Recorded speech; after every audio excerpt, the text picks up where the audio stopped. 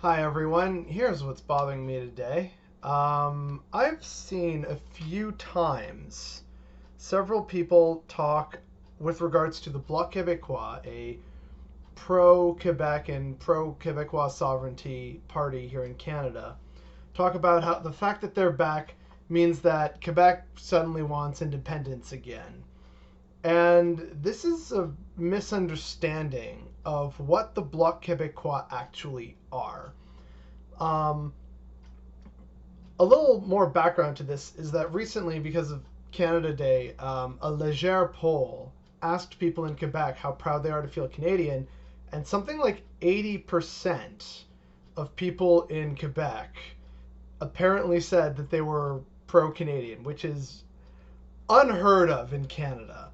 So I'd like to look into that more. But there was also the fact that the current party that's leading the province of Quebec, the Coalition pour l'avenir du Québec, or the CAQ, um, is very much of the vein that they need to get their house in order before they can consider independence.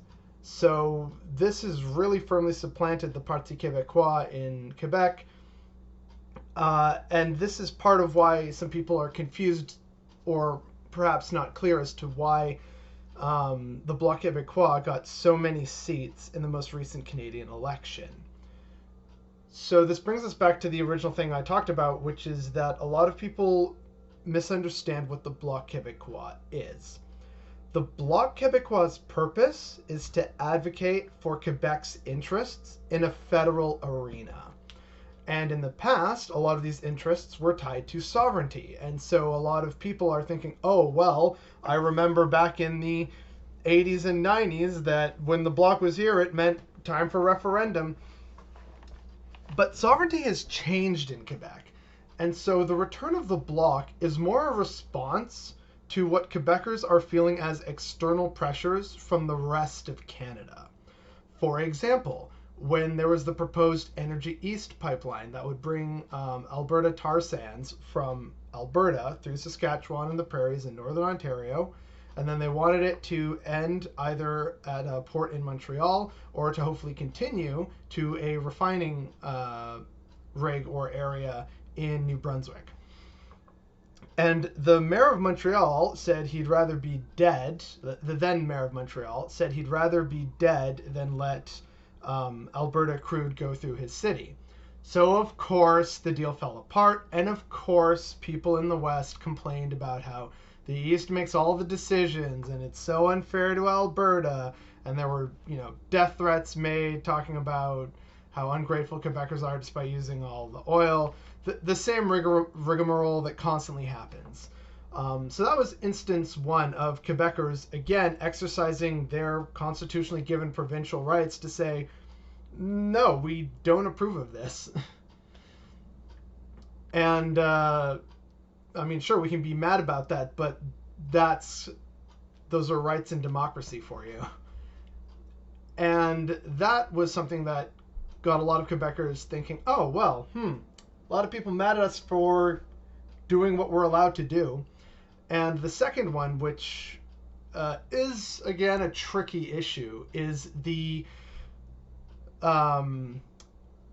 Quebec values question and bill that are being passed that bans basically anything that isn't Christian. It's really. But the flack that Quebec caught for that as well from the rest of Canada also probably sat in the minds of Quebecers. And so you have now this situation before the last election where Quebecers are looking at the rest of Canada and seeing in very high profile cases how they're being pressured by the rest of Canada.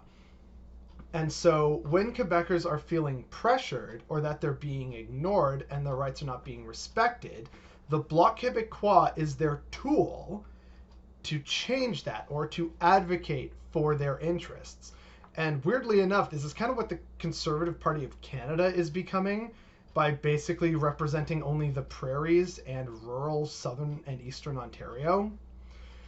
So this is definitely a concern in the sense that, okay, well, Quebecers are going to try and advocate for their own interests. And now that there's a minority government at the federal level, well, no one's going to really try and step on their toes too much.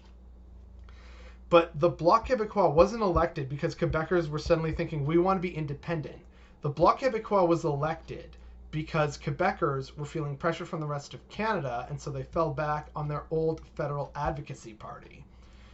That's what happened. And yet, because of the previous history of the Bloc Québécois, a lot of people associate them with separatism in Quebec. And while true, now it's a little different. There's definitely some of the nuances that I've explained going on here. And I don't really see this being explained or talked about or recognized in Canada at large. So I'm hoping this video helps enlighten a few people as to Quebecois politics and why the Bloc is back, as it were. So yeah, that's what was bothering me today.